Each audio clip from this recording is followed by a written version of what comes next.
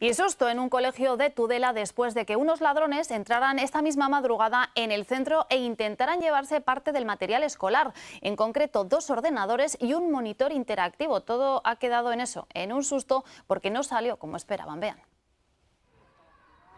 Entraron en este colegio a la 1 de la madrugada con la esperanza de llevarse un buen botín. Cuando hemos venido al colegio, en tercero de infantil, hemos detectado que habían entrado en clase y nos faltan 2 torres de ordenador y han intentado llevarse un monitor interactivo. La activación de las alarmas impidió que se hicieran también con la pantalla interactiva que estaba anclada al techo.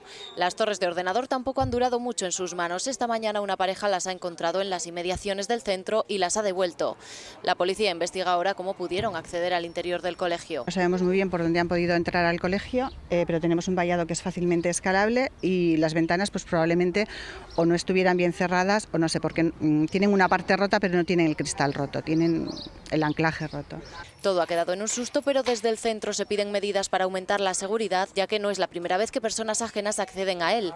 Y en los fines de semana sí que es muy habitual que entren para jugar partidos o para hacer botellón. Entonces sí que es una demanda del colegio desde hace años que el vallado perimetral del colegio no sea tan fácilmente escalable ni para entrar ni para salir. Por eso continuarán con sus demandas.